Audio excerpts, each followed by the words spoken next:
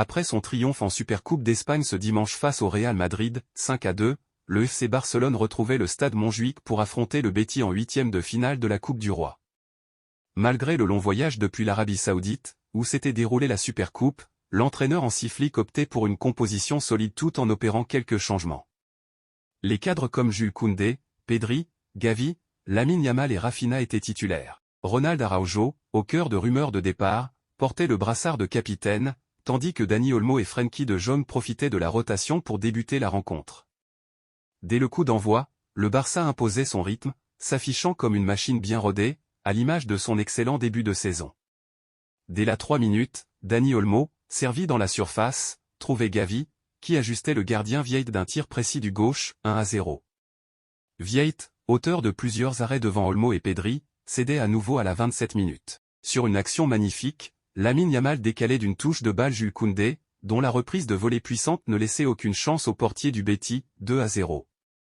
Juste avant la pause, Koundé pensait inscrire un doublé après un tir puissant dans un angle fermé, mais son but était annulé pour hors-jeu, 45. Une démonstration offensive en seconde période. Au retour des vestiaires, les hommes de Manuel Pellegrini, dépassés, ne parvenaient toujours pas à inquiéter un Barça souverain. Lamine Yamal, véritable maestro, continuait de briller. Il croyait inscrire son premier but de la soirée après une passe de Frenkie de Jong, mais l'arbitre signalait une position de hors-jeu.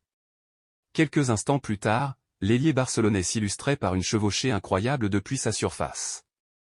Après avoir éliminé 2 défenseurs, son tir manqué se transformait en une passe décisive pour Rafinha, qui inscrivait le 3e but, 3-0, 59. Le festival offensif se poursuivait avec Ferran Torres, qui marquait sur une seconde passe décisive de Dani Olmo, 4-0, 67. Enfin, Lamine Yamal, omniprésent, parvenait à inscrire son but après une vérification du VAR. Lancé en profondeur, il battait le gardien du Betis pour porter le score à 5-0, 76. En fin de match, Vitor Roque, ancien joueur du Barça, sauvait l'honneur pour le Betis en transformant un penalty, 5-1.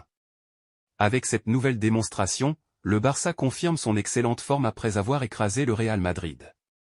Les Blaugrana se qualifient brillamment pour les quarts de finale de la Coupe du Roi. À noter que dans les autres rencontres du jour, le Ghané a éliminé Almeria, 3-2, et Retafe a arraché une courte victoire contre Pontevedra, 1-0. La mauvaise nouvelle est désormais officielle.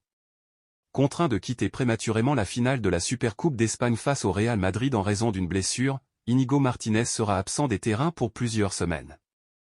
Dans un communiqué publié ce matin, le FC Barcelone a confirmé le diagnostic après les examens médicaux réalisés. Les tests effectués ont révélé que Íñigo Martínez souffre d'une rupture du biceps fémoral de la cuisse droite.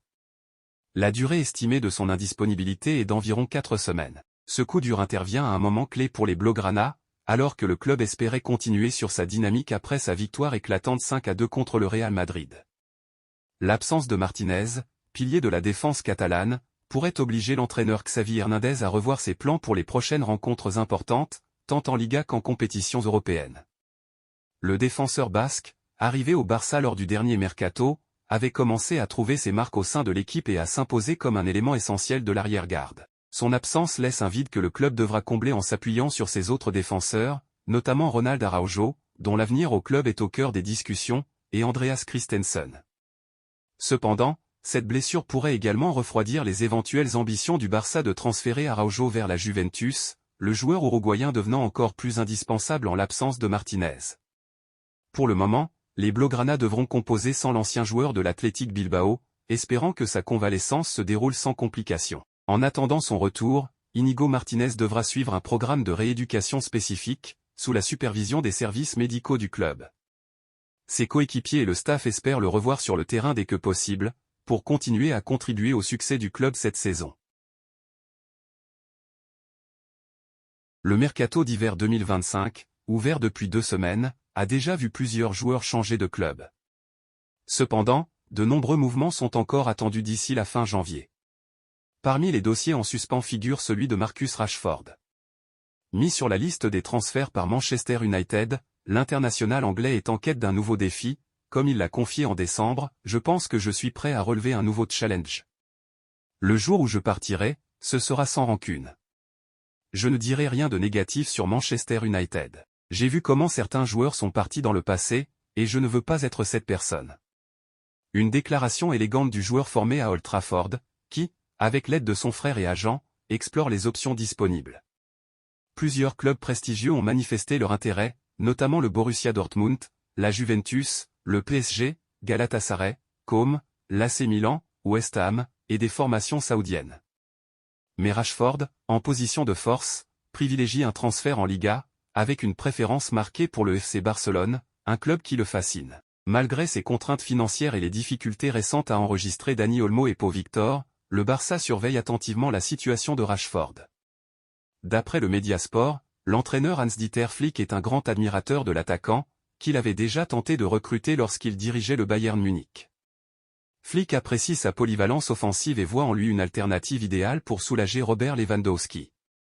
Un dossier complexe au Barça. Cependant, le potentiel transfert de Rashford ne fait pas l'unanimité au camp nou. Si Hans-Dieter Flick a validé son profil, d'autres responsables au sein du club estiment qu'il ne correspond pas aux besoins actuels du Barça. Il souligne notamment son irrégularité et s'interroge sur certains problèmes extrasportifs. Dans un contexte où le Barça exige un rendement immédiat et irréprochable, ces réserves freinent l'opération. En cas d'arrivée cet hiver, Rashford ne pourrait être recruté que sous forme de prêt, ce qui nécessiterait des concessions financières de la part de Manchester United. À ce jour, Sir Jim Ratcliffe et les dirigeants de MU se montrent réticents à prendre en charge une partie du salaire élevé de l'attaquant en cas de prêt. Parallèlement, Rashford poursuit les discussions avec d'autres clubs, dont l'AC Milan, tout en espérant toujours rejoindre Barcelone. Néanmoins, il met la pression sur les Blaugrana. Selon Sport, l'Anglais a donné un ultimatum au club catalan, il attend une réponse définitive d'ici le 15 janvier, soit demain. Ne souhaitant pas perdre d'autres opportunités, Rashford a clairement indiqué qu'il ne patienterait pas indéfiniment, malgré son rêve de jouer pour le Barça. Le club catalan, occupé par d'autres priorités, est désormais prévenu, Rashford ne se contentera pas d'attendre passivement une éventuelle décision. L'information a fait le tour du monde, Ronald Araujo, capitaine du FC Barcelone, serait proche de rejoindre la Juventus. Le club turinois serait prêt à débourser 50 millions d'euros pour s'attacher les services du défenseur central uruguayen. Cependant, la blessure d'Íñigo Martínez pourrait inciter Araujo à rester en Catalogne. Une chose est sûre, Joan Laporta, président du Barça, souhaite conserver son joueur. Les joueurs que nous avons sont très importants pour le Barça, et nous voulons qu'ils restent. Ronald est sous contrat et nous cherchons une solution pour qu'il continue avec nous. C'est un joueur que nous apprécions tant sur le plan professionnel que personnel. Nous entretenons une relation directe et agréable avec lui. Certaines choses se sont produites, mais nous voulons parvenir à une solution satisfaisante pour toutes les parties, a déclaré Laporta en conférence de presse. Le FC Barcelone a récemment connu une grande satisfaction, avant sa victoire écrasante 5-2 face au Real Madrid en finale de la Supercoupe d'Espagne. Le Conseil supérieur du sport espagnol, CSD, a donné son feu vert pour l'inscription de Dani Olmo et Pau Victor. Cette décision, perçue comme une aide gouvernementale, a suscité des polémiques en Espagne, certains clubs dénonçant une atteinte à l'équité du championnat. Selon eux, en contournant les lois de la Liga et de la Fédération espagnole, RFEF, le gouvernement aurait faussé les règles du jeu. Lors d'une conférence de presse le 14 janvier, Joan Laporta a défendu la gestion de son club. Deux événements récents ont confirmé la solidité du Barça et réfuté les discours alarmistes véhiculés par certains. Le Barça respecte désormais la règle du 1-1 du fair play financier de la Liga, ce qui nous permet de recruter normalement. Grâce à des accords majeurs, notamment avec Nike et Spotify, nous avons renforcé notre position financière, démentant ainsi ceux qui affirment que le club est mal géré. Pendant ce temps, nous construisons également un nouveau stade, a-t-il expliqué.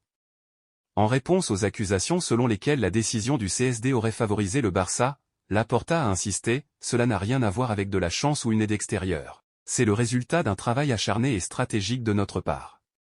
Nous avons été attaqués de toutes parts, mais nous avons tenu bon grâce à l'engagement et au talent de nos équipes. Le succès du club repose sur le soutien de ses membres et sur des principes éthiques solides. Laporta a également fustigé les médias qui, selon lui, tentent de dénigrer le club, ce type d'attaque n'est pas nouveau. Lorsque le Barça revient en force, certains acteurs, soutenus par les médias, cherchent à nous nuire en créant des récits détachés de la réalité. Cependant, nous avons prouvé que leur stratégie ne fonctionnait pas. Le travail de nos équipes a permis de respecter la règle du 1-1 et d'inscrire Olmo et Victor, malgré des attaques féroces contre notre blason.